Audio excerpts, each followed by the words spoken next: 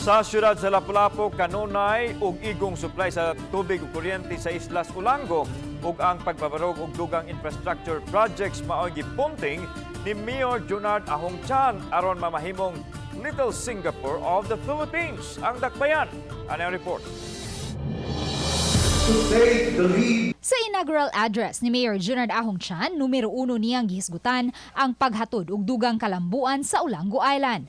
Sama sa pagpalabang og resolusyon aron magamit ang mini City Hall sa Ulango ug mapaduol na ngadto sa mga mulupyo nga gusto mo pahimos sa mga serbisyo sa kagamhanan nga dili na kinahanglan pang mulabang sa mainland. Gitinguha usab sa mayor nga ning ikaduha niyang termino aduna nay igo og kanunang supply sa kuryente ug tubig sa isla aron makadani og dugang investors. This after we successfully lobbied for this 24/7 power supply. Ato usab ipadayon ang atong nasugdan nga pagpanaod og solar lamps sa tanang pusti sa Ulango. Malaumon usab ang mayor nga ubos sa ikaduha niyang termino nga kaalyado na niya ang konseho.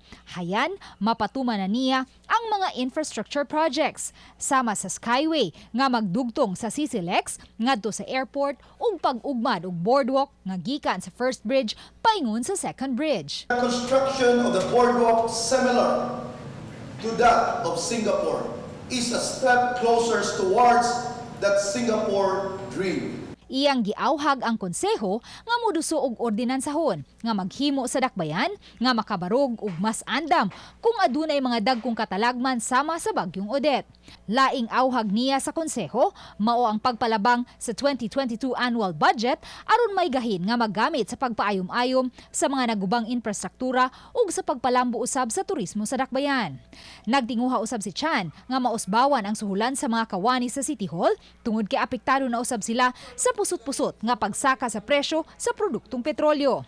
Importante gayon ang hinanali nga pagpasar sa budget haron usab makatagamtam na og salary adjustment ang atong empleyado.